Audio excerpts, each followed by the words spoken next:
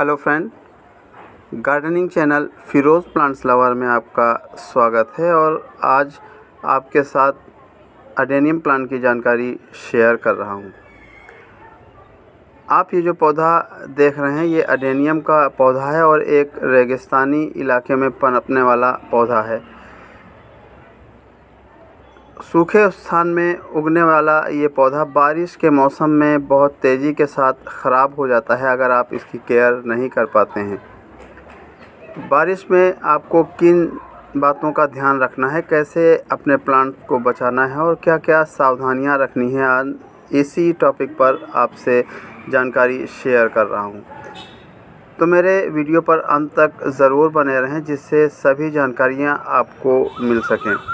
वैसे तो ये पौधा पूरी गर्मी भर खुले आसमान के नीचे बहुत अच्छे से ग्रोथ करता रहता है और इसमें फ्लावरिंग भी होती रहती है, लेकिन बारिश के दिनों में इस पौधे को कहाँ पर रखें इस बारे में जानकारी होना बहुत ज़रूरी है।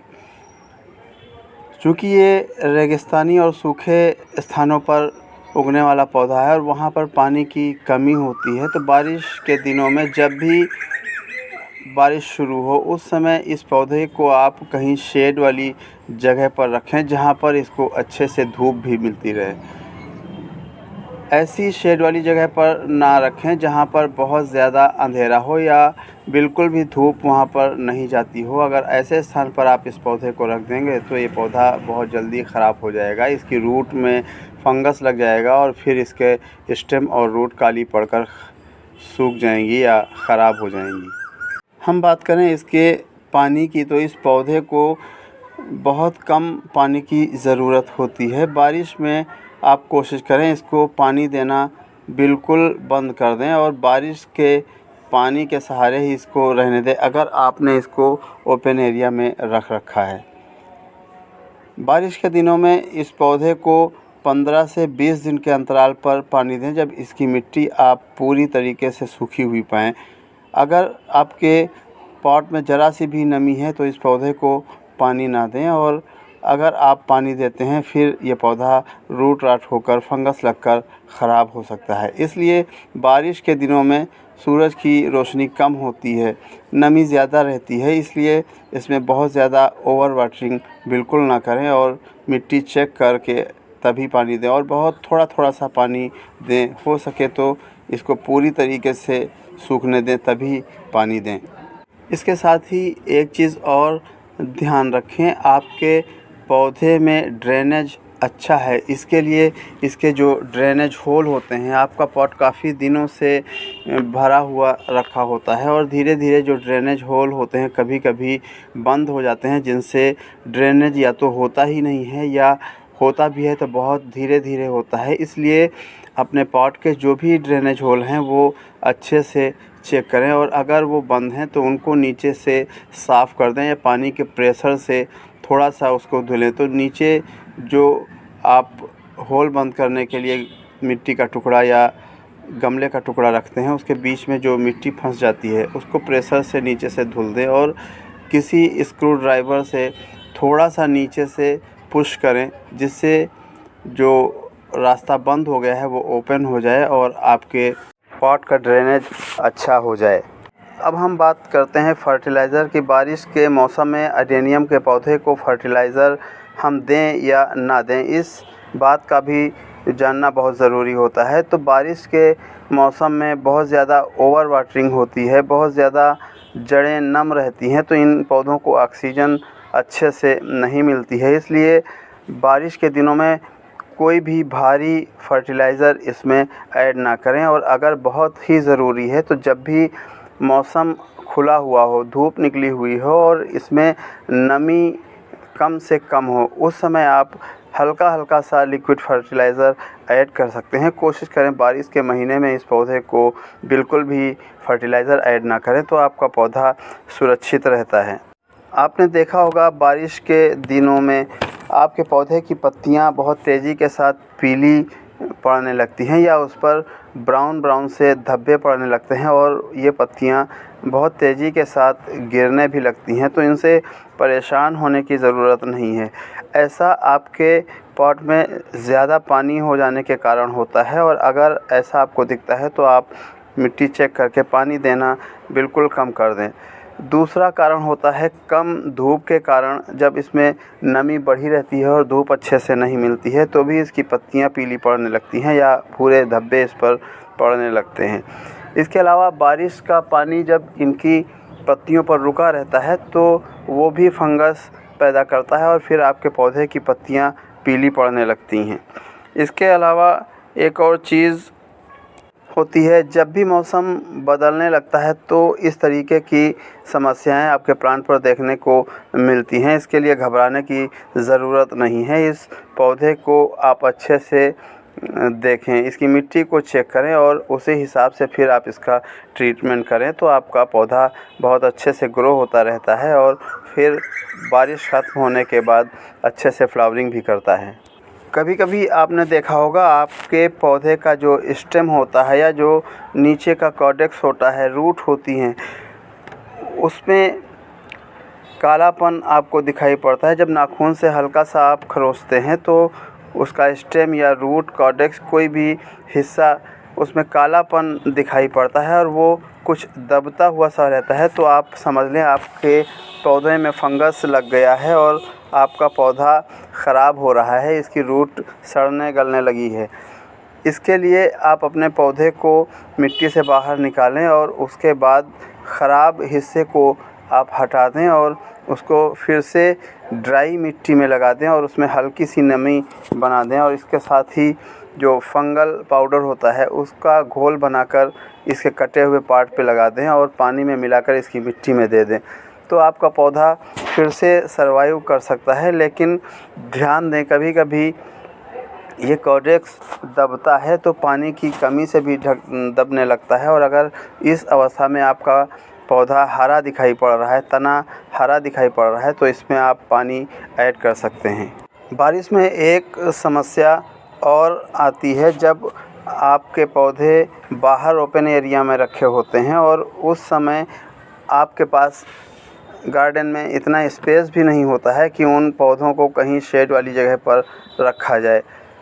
तब आप क्या करेंगे, अगर आपके पॉट की मिट्टी में बहुत ज़्यादा मोटी रेत मिली हुई है, सॉइल की मात्रा कम है, कोकोपीट की मात्रा कम है या राइस हस्क की मात्रा कम है, तो ऐसे पॉट जिसको आपने बहुत ज़्यादा, देखिए इस तरीके की मिट्टी में लगा रखा है, इसमें रेत ही रेत है, मोटी रेत है और सॉइल का परसेंटेज बहुत कम मैंने रखा है। इसमें मैंने बहुत ज़्यादा कोकोपीट या राइस हस्क भी नहीं मिलाया है।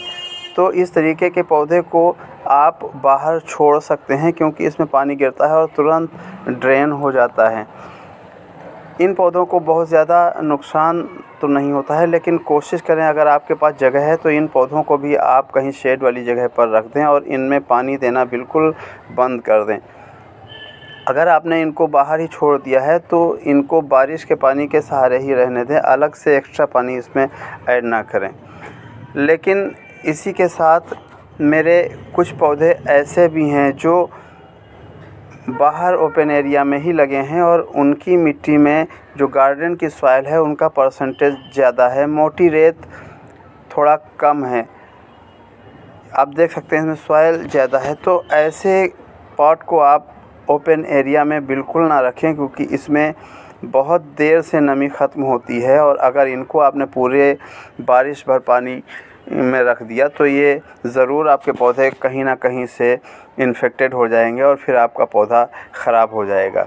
इसलिए ध्यान रखें, ऐसे पौधे जिनको आपने सिंडर में लगा रखा है या मोटी रेत में लगा रखा है उनमें कोकोपीट, राइस हस्क या जो गार्डन की सॉइल होती है वो ना के बराबर है और केवल इसमें कंकड़ पत्थर या मोटी रेत है, तो ऐसे पॉट को आप बाहर रख सकते हैं। और मेरे जो आप दूसरे रेड कलर के पॉट में लगे हुए हैं ये पूरी बारिश भर बाहर ही रखे रहते हैं, मेरे पास अंदर इतनी जगह नहीं है। लेकिन जो पॉट मैं आपको दिखा रहा हूँ जिसमें मैं ये देखिए फ्लावरिंग जो हो चुकी है उनको हटा रहा हूँ, ये पॉट मैं अंदर कर देता हूँ और अगर नहीं बाहर रख पाता हूँ तो इनके ऊपर एक पॉलीथीन की चादर का शेड दे देता हूँ बाहर, जिससे इसमें बारिश का डायरेक्ट पानी ना मिले। और अगर इस तरीके से सिंडर में आपने प्लांट लगाए हैं तो आप इनको बाहर छोड़ सकते हैं। लेकिन बहुत छोटे पौधे को, जो मैच्योर नहीं है, उस पौधे को बारिश से बचाएं। जो आपके पौधे मैच्योर हैं, बड़े हो गए हैं, उनको आप बाहर छोड़ दें तो बहुत ज़्यादा फ़र्क नहीं पड़ता है। मैंने ये देखिए सिंडर ली हुई थी, मेरे कुछ पॉट ख़राब थे और उसमें मैंने इसको लगाने के लिए मैं ये सिंडर लेकर आया था। लेकिन कभी कभी बारिश शुरू हो गई है, इस वजह से मैंने उन पौधों को रिपोर्ट नहीं किया है। मुझे डर लग रहा था कि अगर मैंने रिपोर्ट किया तो ये मेरे पौधे ज़रूर ख़राब हो जाएंगे, इसलिए इनको मैंने रिपोर्ट नहीं किया है।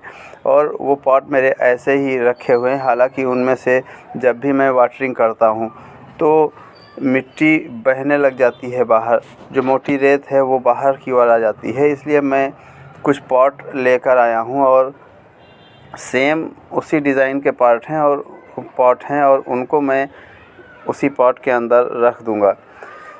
इसके अलावा एक चीज़ और ध्यान दें, इस तरीके से जो वीड ग्रो होने लगती है आपके पॉट में, उनको इस पॉट से हटा दें। एक्स्ट्रा जो प्लांट निकलते हैं उनको इसमें ना बढ़ने दें। और बारिश के दिनों में ये पौधे बहुत तेज़ी से बढ़ते हैं और इनकी रूट बहुत तेज़ी से बढ़ती है। उस समय जब भी आप इन पौधों को निकालते हैं तो आपके अडेनियम की भी रूट ख़राब होने लग जाती है, हिल जाती है और फिर आपका अडेनियम ख़राब हो सकता है। इसलिए इसी अवस्था में आप अपने पॉट को साफ़ कर दें। इनके ऊपर ये जो डेड हेड लगे हुए हैं, जो फ्लावर खिल चुके हैं, उनको हटा दें। अपने पौधे को ज़्यादा से ज़्यादा साफ़ रखें। ऊपर से इन पर आप नीम ऑयल का छिड़काव भी कर दें और रूट में जो फंगीसाइड पाउडर है उसका घोल भी 15 से 20 दिन के अंतराल पर देते रहें, तो आपका पौधा बारिश के दिनों में फंगस से बचा रहता है। हम बात करें इस पौधे की धूप की, तो इस पौधे को पूरे दिन भर की धूप पसंद होती है, लेकिन बारिश के दिनों में धूप कम निकलती है। तो कोशिश करें ज़्यादा से ज़्यादा धूप इस पौधे को देने की कोशिश करें और किसी अंधेरे वाली जगह पर रखने से इसको बचाएं। बारिश के दिनों में इस पौधे के साथ कुछ चीज़ें ना करें, इन बातों का आप ध्यान रखें। इसमें ओवर वाटरिंग ना करें। पूरे बारिश भर इसको खुले आसमान के नीचे ना रखें। इसके ऊपर बहुत ज़्यादा पानी का छिड़काव ना करें, ख़ासकर शाम के वक्त। इसके साथ ही इन पौधों को किसी बड़े पेड़ की छाया के नीचे ना रखें। इन के पॉट के बीच में कम से कम आधा से 1 फीट का अंतर रखें। बहुत पास सटाकर इसको ना रखें। इन पौधों को हवा भी लगने दें। इसके साथ ही इन पौधों को बारिश के दिनों में रिपोर्ट ना करें या इनकी कटिंग प्रूनिंग ना करें। इन पौधों को जस का तस लगा रहने दें और ध्यान दें इसमें पानी से इसका बचाव करते रहें, तो ये पौधा सुरक्षित रहता है। उम्मीद करता हूँ ये मेरी जानकारी आपको पसंद आई होगी, और अगर ये मेरा वीडियो पसंद आया है तो और लोगों तक शेयर करें। इसी के साथ इजाज़त चाहता हूँ, फिर मिलूँगा एक ऐसे ही इंटरेस्टिंग वीडियो के साथ। तब तक के लिए धन्यवाद।